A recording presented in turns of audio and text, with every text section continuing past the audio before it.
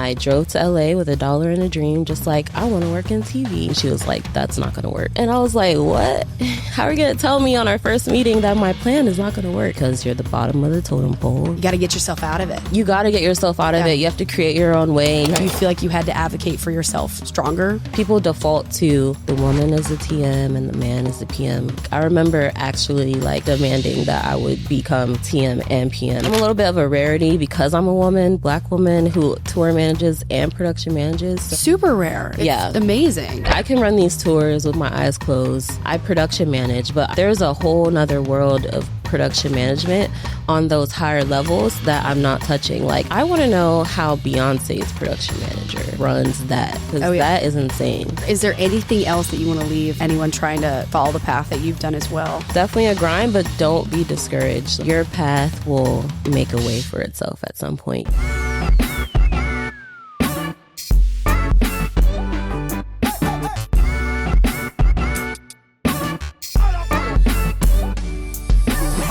Welcome to the Gigs Podcast live from Lititz. I'm your host, Nikki Sanz, and we are filming on campus in Rock Lititz at the conference. So we get to sit down with the very best in the touring and live event industry. So let's get into it. All right, we are here with Kyana White, who is currently the tour manager and production manager for Tank and the Bangas, Kyana White, No Name, and Samara Sin. And previously, she was road manager and tour manager and production manager for Ari Lennox. So Kyana, thank you for doing this. Thanks for having me. Dude, you are such a baller. This is so cool. I can't wait to hear just the whole story, how you got into it. Originally from New Orleans? Originally from Atlanta. Atlanta? Yeah. Okay. So I was born in Louisiana, but my formative years, so like high school, middle school, high school, were all in Atlanta. So I claim the ATL at this point. But I am based in New Orleans. So. Got it. How old were you when you first started working in the industry? I don't even remember, but I started in 2014. So right now I'm 33. We can do the math. I'm a production manager, tour manager, but like I live on Excel. So quick math. I don't know. Whatever. Whatever. Yeah. So you've been doing it for over 10 years. Yeah. And what got you into it originally? So I started out in TV actually. So in 2014, I graduated from Alabama, Birmingham, and I drove to LA with $1 and a dream, just like I want to work in TV. Let's go. Well, even before I realized it was TV, the year before I had done an internship at WME. So I was one of the mailroom interns. Nice. And I kind of got the entertainment bug then. And then I decided. Did you like that job?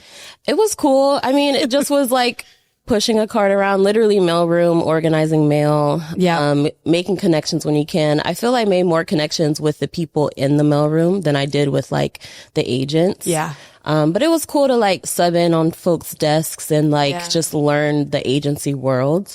And so I thought I was going to go back actually to an agency, but I kind of missed the deadline or like didn't get in with returning after graduation. So I ended up just having to move to LA and try to like sort out what I was going to do. Cool. I ended up getting another internship at Octagon Entertainment. Nice. They more so do like sports management now, but they had a entertainment division run by John Ferder at the time. Cool. Who's an OG in the game. R.I.P. to him. So yeah, I worked, I think about 6 months there. And while I was there, I was able to work on a pilot of a talk show. Ooh. And I was like, this is cool. Like, I think I want to do TV. And growing up, I always like enjoyed watching like the BET Awards, the Soul Train Awards, Hip Hop Awards. Like those were so cool to me.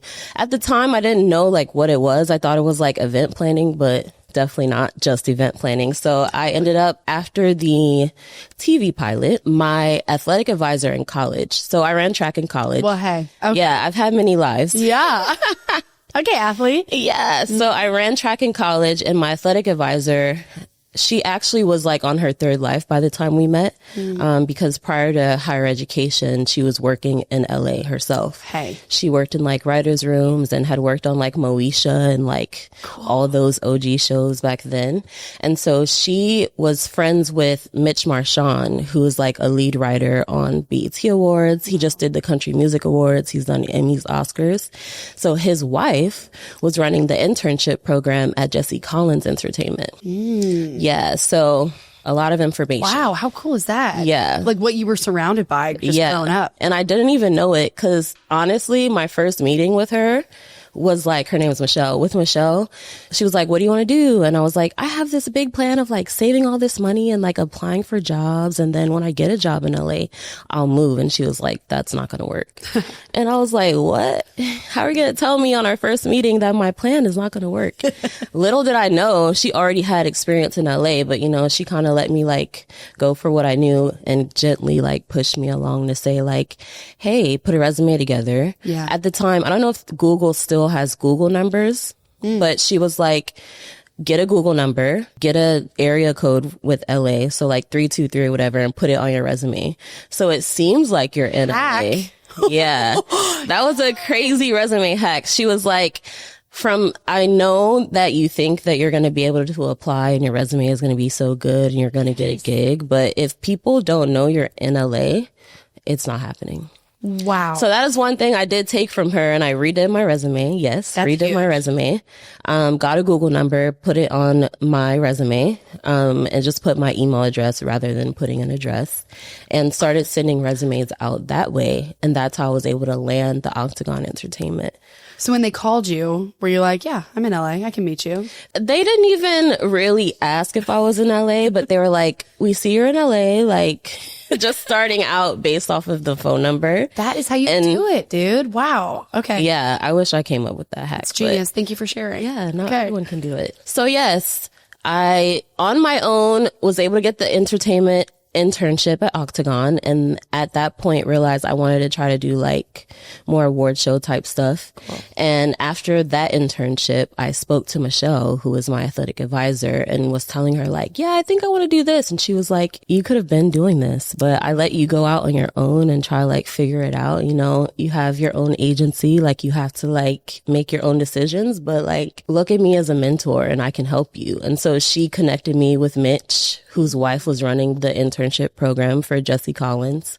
And I got another internship at Jesse Collins Entertainment. And from there, I just was like in that circuit of working the BET Awards, the Emmys, Oscars, Billboard Awards, Grammys, like all the award shows. And yeah, so. Were any of these internships paid? The Octagon Entertainment internship was paid. The BET Awards internship, I can't really remember if it was, but if it was like, I was looking back on my emails, and my first gig on the Emmys, I got paid like $120. Yep. And you were probably there for like a day. Okay. Yeah. $120 a day, 12-hour days, like standard production rate. I'm like, and living in LA, I was like, oh nah, I can't do this. Right. Mm-hmm. I can't do this, but I didn't know what I wanted to do. Fast forward, I think maybe a year or two in.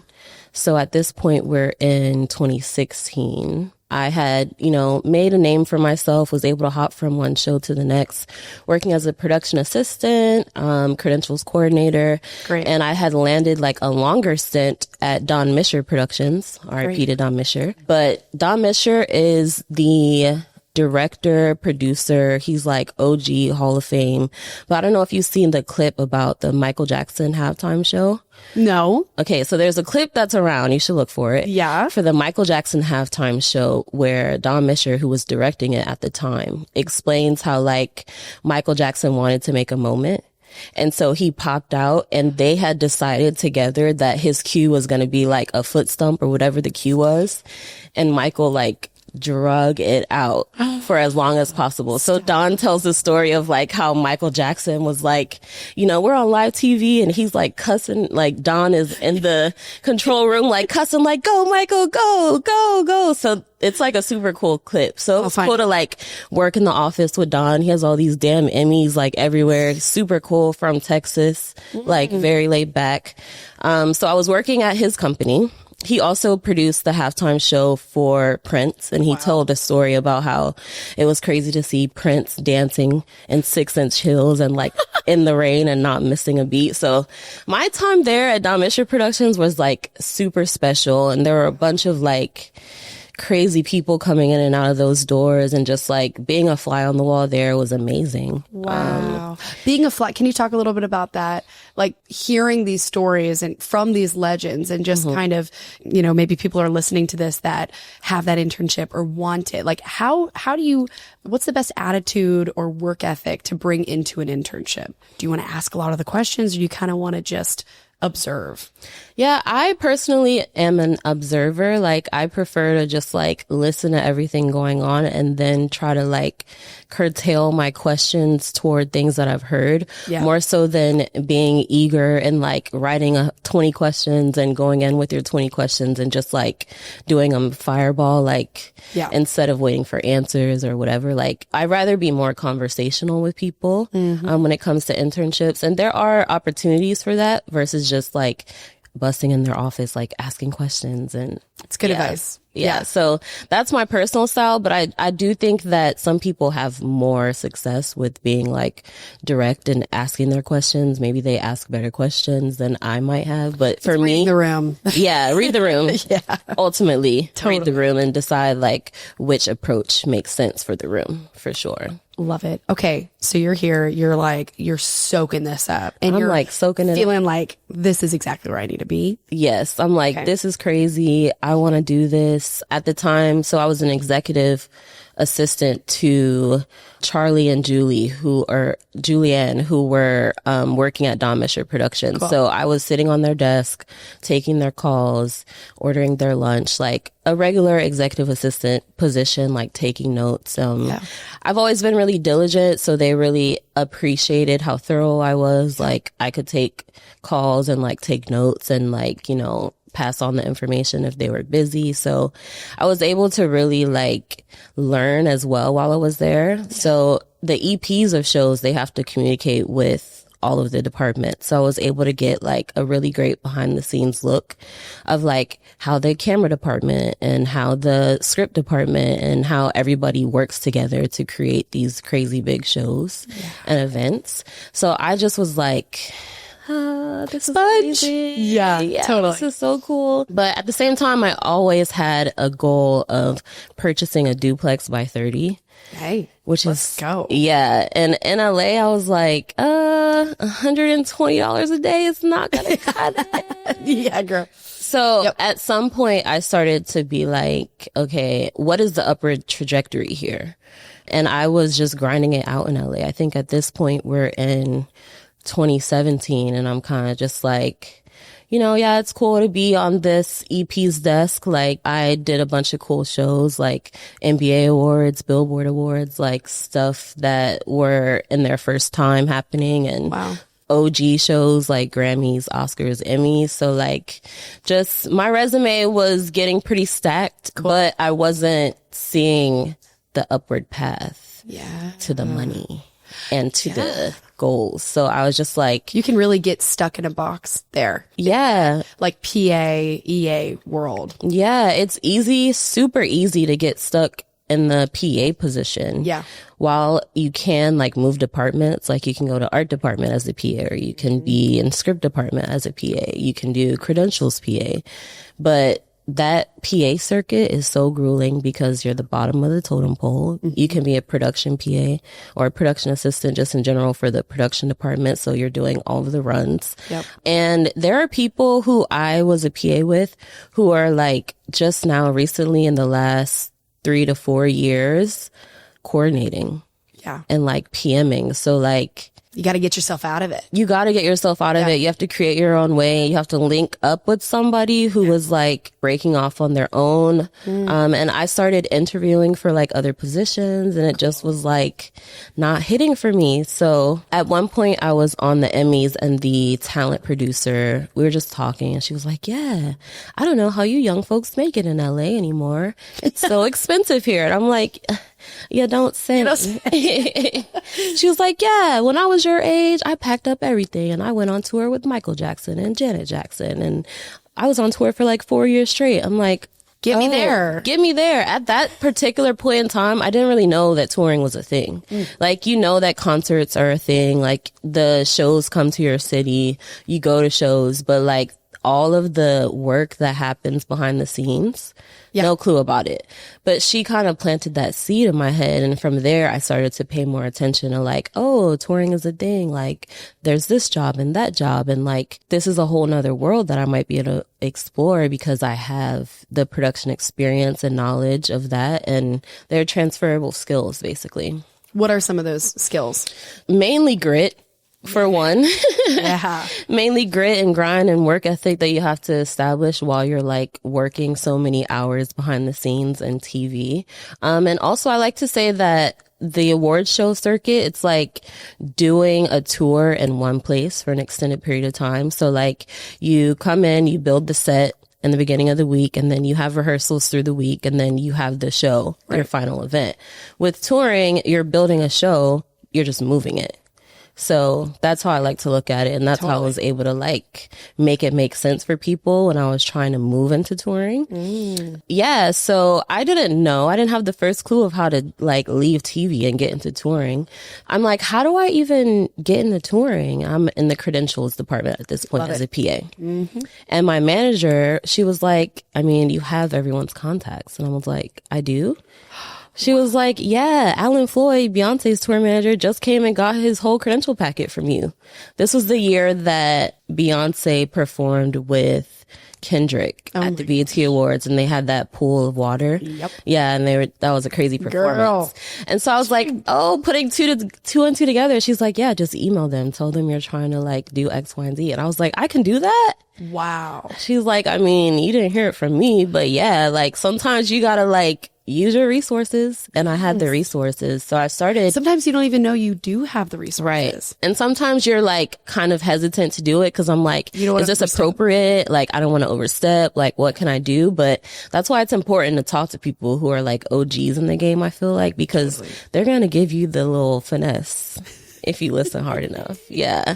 Yes. Yeah. So I started cold emailing people because I was like, I have these goals outside of working in TV that I don't see being able to achieve. And I also like the grind of LA is super crazy. I'm like a real Southern Black woman. Like LA is just like a whole different vibe than what I'm from. So I'm like, let me figure out how to transition out. So I started looking up, and Instagram and the internet was not even as popping as it is now, but any post that I could see with anyone tagged who was affiliated to any artist that I was interested in, I started to just reach out to people like, hey, I'm Kiana. I have X, Y, and Z experience. Like, I would love to like set up a meeting with you. I'm looking for other opportunities outside of television. And Janelle Monáe's camp. Yes, Janelle Monáe's camp actually responded. And yeah, by the end of 2018, I was doing one-offs with her on her Dirty Computer tour as a PA. Yo. Yeah. This is amazing advice. Yeah. Thank you for sharing. Yeah. No problem. I mean,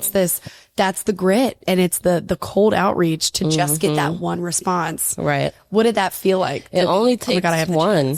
You know, the craziest part about that whole interaction was, her name is Kim. Kim is who responded. Sorry, I keep hitting this. She was like, your resume is insane. Like, why do you want to tour? And I was like, yeah, you know, other goals, like, want to move home, whatever.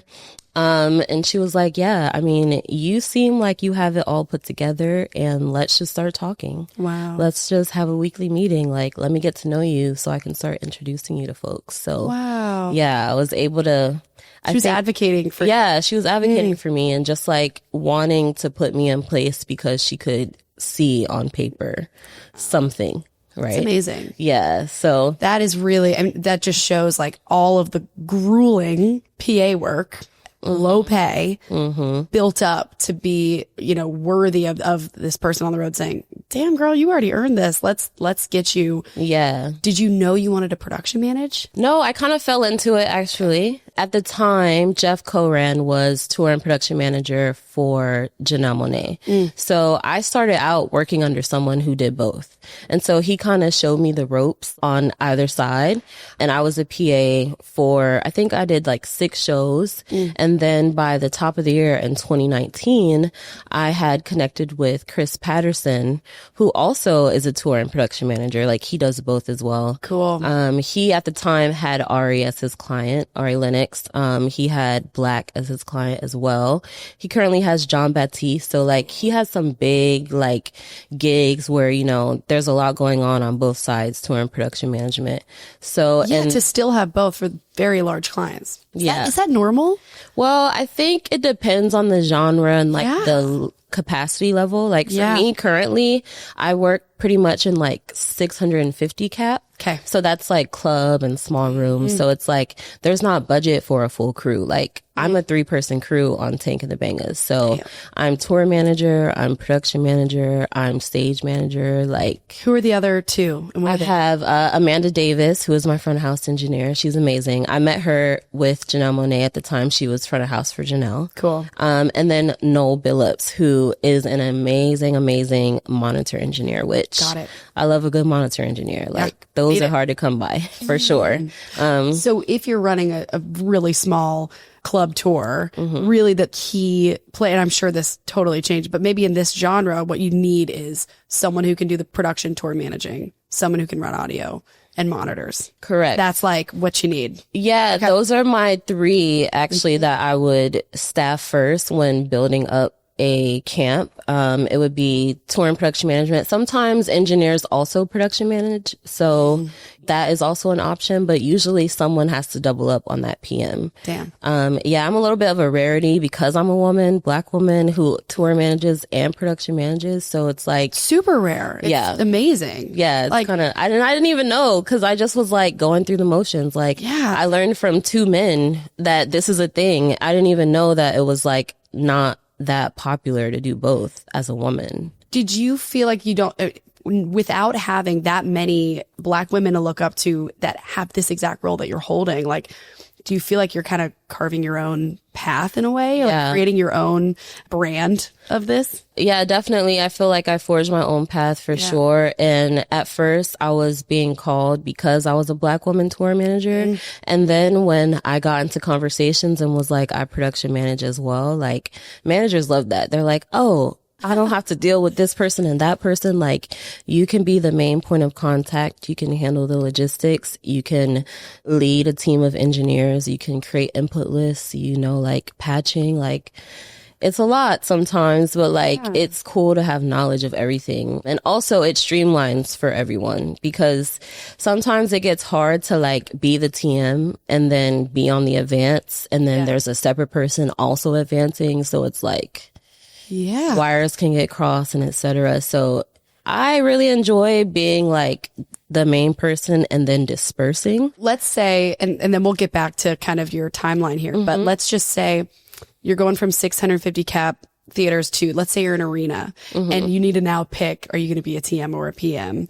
Which one would you pick? So I'm at that crossroads now. Let's talk about it. Let's talk about it. And that's why I came here actually to the conference, because I'm like, I've been steadily working. I achieved my goal of purchasing my duplex at 30. Let's go. Yes. So I'm able to make a living in this level, but I feel like I've capped out. Right? Like, I can run these tours with my eyes closed. Yeah. I production manage, but I'm not like knowledgeable of rigging or like flying PA or like pyro. Like, there's a whole nother world of production management on those higher levels that I'm not touching. Like, I can do your basic, like, order back line, order some staging, like order risers, like I can make an input list and a riser and I'm a writer and all that, stage plot, all of that.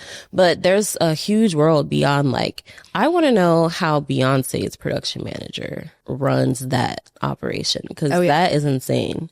Like, I go to concerts now just to like absorb what's going on and like, how is it all working at this scale with that many more trucks and interesting. Well, this is definitely the place to be. Yeah. So that's my goal. Beyonce's production manager is here. So I'm here to meet him for sure. And others, just like, but I think I'm going to probably go the production management side, just because I don't want to say tour management is easier, but I think it comes more naturally to women. Because you're caring people. Yeah, because we're caring for people more. Yep. And I want a challenge more so. So I think that, expanding my knowledge in the production side of things. Technical side. Yeah, technical side. That's so sick. Yeah. Do you feel like as a woman, do you naturally lean more towards caring people side or the technical? Like, it's more of a challenge because it's not as familiar to you? I don't know. I think I'm equally on both sides. Cool. I prefer to work with artists who have like a day-to-day. Yeah. Because I don't know, sometimes I feel like because I do production and I have to be so straightforward, I come off as like a little rough. And you have to be more sensitive with when you're interfacing directly with artists. So like that to me, I feel like I can get stronger with just like interfacing with artists, which I still do it obviously because like I work in smaller camps that not everyone has a day to day with who I work with. So I'm still able to do it, but I'm learning how to like approach scenarios differently. I would say that I'm totally the opposite. Like, I think that to have the position or like, the skill to be more like, to be able to converse better with a steward and with the crew and kind of command that is harder for a woman naturally, I would think. But anyways, I respect that a lot. And it's cool to have to feel like, okay, maybe I need to soften a little with an artist. But to have both of those skills. Yeah, I mean, being the technical lead also has its challenges, but I think a lot of people like realize what they're going to get and like during the advance, basically. Yeah. So like I pride myself on being really great at advancing and very, very diligent. And so when I walk into the room, they're already like, oh, you know your shit. Like, okay, cool. So it's easier. It's not like I'm coming in all frantic, like with my head cut off. Like, and so I feel like the production teams and the venues, like they respect my posture basically when I walk in, because it's like I'm very sure of like what's going on and what needs to be done, and like we need to be on schedule, et cetera, et cetera. I feel that right now. I feel your aura. This is like who I would want to work with. Yeah, dude. And that's rare. I feel like that's really the common thread of most successful production managers specifically is that calmness, because everyone is looking to you. Right. Everyone is looking to you. Right. Like wanting to kind of meet Malcolm and work under like Beyonce's tour manager, somewhat like really learning from, okay, how do I go from where I'm at now to the top of the top? What do you think you are looking to gain from these mentors to go from these clubs to arenas? Just more knowledge of like how these things come together, because there's just like, it's a whole different stratosphere to me. Like the Beyonces, like even like Janae Aiko, and like I did an arena tour with her. Kiana opened for her, and it was cool to see like the doc master and like the stage manager and just like how they pack the trucks. Like my wheels would be turning so crazy if I were able to like get in with them and just learn. Yeah, man. Just learn. Do you like the genre that you're in? I love R&B. I'm like solidly in R&B. Let's go. I'm solidly in R&B. I love it. I'm a fan of all the artists that I work with first. So it's like every single day I'm like side stage singing the songs, doing all the ad-libs. Like I know the show from front to back. So I enjoy it. I think though that it's a little limiting. Yeah. Why? From my personal experience, not having broken into like theater level, really, like, I'm able to make a living off of doing like the club and small rooms, but it's just like that next level. There aren't many. Like we have Summer Walker, we have Janae Aiko, SZA probably is on like an arena level on her own. I think her last tour before Kendrick was arena. Wow. So Summer Walker, she probably can do arena by herself right now. Kehlani is probably going into arenas next. But there aren't many more beyond that number. Do you see it growing? I don't think. 'Cause even I feel like with the example of Sam Smith wanting to go from like stadium arena down to theater. Yeah. I think that speaks to like how people are consuming music and how artists want to present their music and their shows. So like, is everyone wanting to even get to arena and stadium level? Like, is that a thing? It may not even be at this point. Yeah. What is the experience like of seeing R&B in an amphitheater, even like in a shed? Like, is that the way to experience that music? Yeah, I mean, it works for certain people. Like PJ Morton, he's an amphitheater guy. Cool. So he does, I know in Detroit, the Aretha Franklin Amphitheater is a good one. Take of the Bangers, we did a show with an orchestra at Merriweather Pavilion, which is an amphitheater. Yep. So like, I think it works in different formats, but I don't know that artists are even going to be trying to get to that level. So you're looking at maybe staying in this world, but also maybe getting into pop and that world to just kind of grow and experience new challenges, take on new challenges and feel, because you're like, I can do this with my, I can do this asleep. Yeah, for sure. What do you hope in the next 5 years to achieve? Like, you're clearly a goal-oriented person. You were like, I'm going to do this. You did it. You keep doing the things that you say you're going to do. What do you want to achieve in 5 years? Yeah, I want to achieve doing like the arena level, the stadium level, even within 5 years touring, which seems like it's an easy grab, but I still feel like I'm so far away because it's like, I don't know all the players and, I really have to put myself out there to get there. Beyond that, I bought my duplex and I bought it on a double lot. So I have land to build another property. So like, awesome. Moving back home, I was able to move back home, stack up a lot of money and achieve my goal of 30. So yeah, within 5 years, I want to be starting to build on that property. So I have to run my money up in these 5 years. Wow. That's what it's about. I think you've already given such amazing advice, especially for people just starting out. This episode is brought to you by Gigs, the professional career platform for the live event industry. So if you're looking for jobs in the live event space, or if you are hiring in this industry, go to gigs.live, become a professional, become an employer, start posting jobs and applying to jobs now. Join our community of tens of thousands of professionals in this industry. We have events around the country. We have employment opportunities. We have entertainment. We have education. So join Gigs today, gigs.live. Also, please go give us a 5-star review and follow us on our socials at gigs.live. Okay, so let's get back into, we were, I think, at 2019, right? Where you were 2020, before COVID. Where were you? And then let's keep going. Yeah, so 2019, I actually had gone back to work for the Grammy. So at this point, I was like dipping in both sides. So end of 2018, Janelle Monáe, 2019, working back in production and credentials actually at the Grammys. I got a call from Chris Patterson, who was like, hey, I'm going out to sub for Tina Ferris on this Anderson .Paak tour. Yo. Can you be in San Francisco in like 3 days with a passport? And I'm like, yeah. So I quit the Grammys and I went and did an underplay with Anderson .Paak. It was like a 2.5 week situation. First bus tour, like really thrown in the fire with CP, like who was another tour and production manager. So I learned a lot. And then he was so busy at the time, he needed help with Ari Lennox. So I came in to sub for him as a road manager initially. My first show with Ari was at El Rey in LA.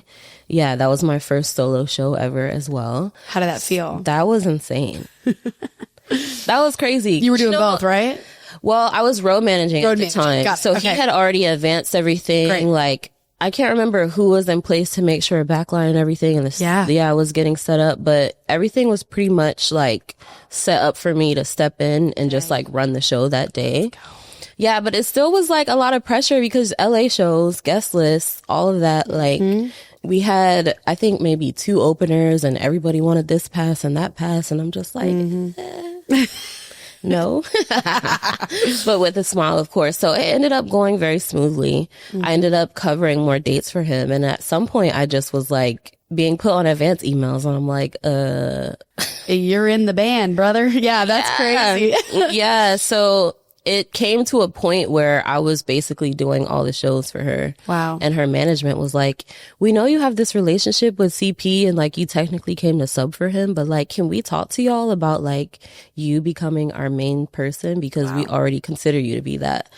That's how everything with Ari happened. Exactly. So that's how everything with Ari happened. It's always like that. That like, and then just kept taking on more and more responsibility until boom, you have the gig. That's awesome. Yeah. And I remember actually at the time he was like, well, you can be TM and then we can have front of house PM. And I was like, no, like not after I've like come in and done a lot of the PM work. Like I clearly can handle it. And he was like, you know what? You're right. Like you definitely did step up. Like there's like more for you to learn, but you're very much so on your way. So like, I remember actually like demanding that I would become TM and PM. And I think that that was super helpful for me, like to continue on in this business. So like, yeah, I worked with Ari through the pandemic.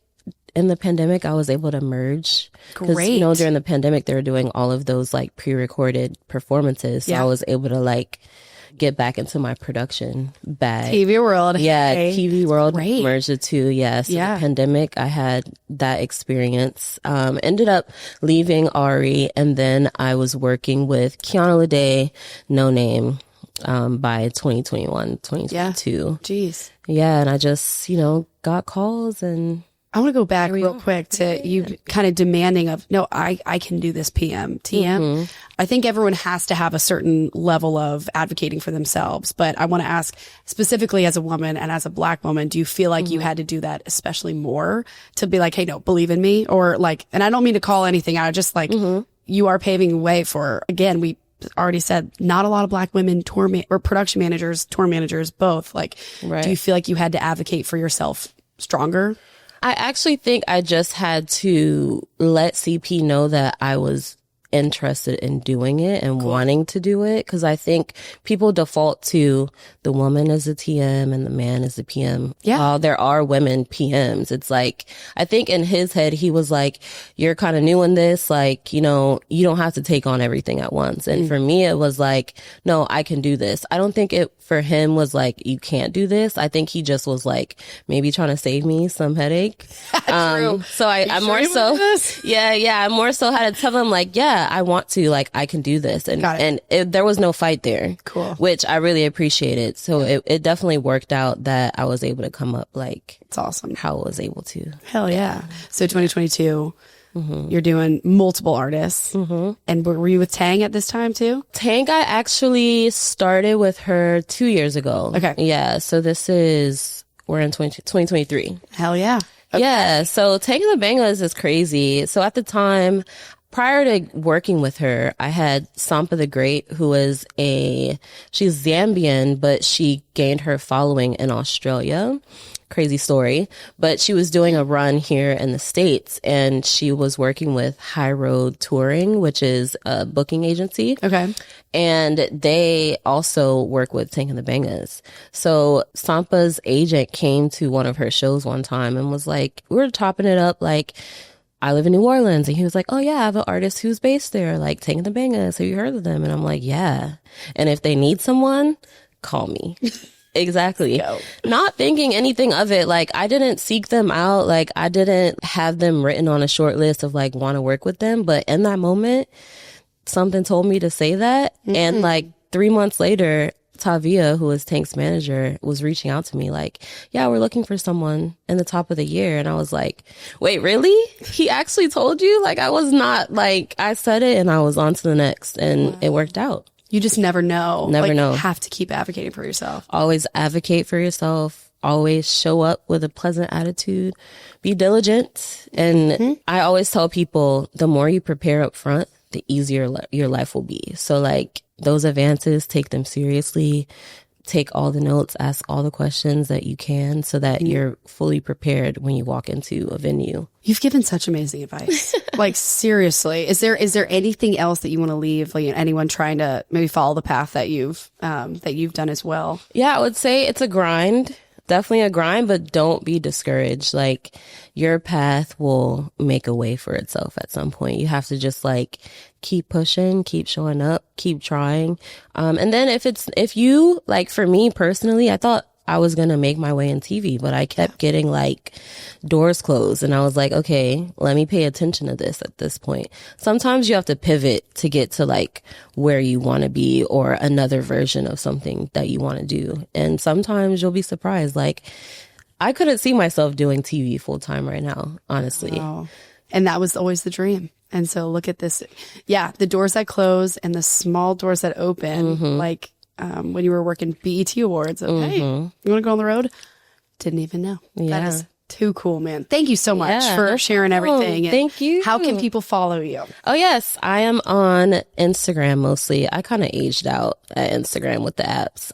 So I'm on Instagram at 19, so ONE, the number 9 touring. Easy, 19touring.com. 19 Touring. Yeah. Thank you so much. I'm so glad to know problem. You now. And thank you. Good to meet you. Hopefully in the next, 5 years, I'm excited to see where you're. Yeah, let's do a follow-up. Done.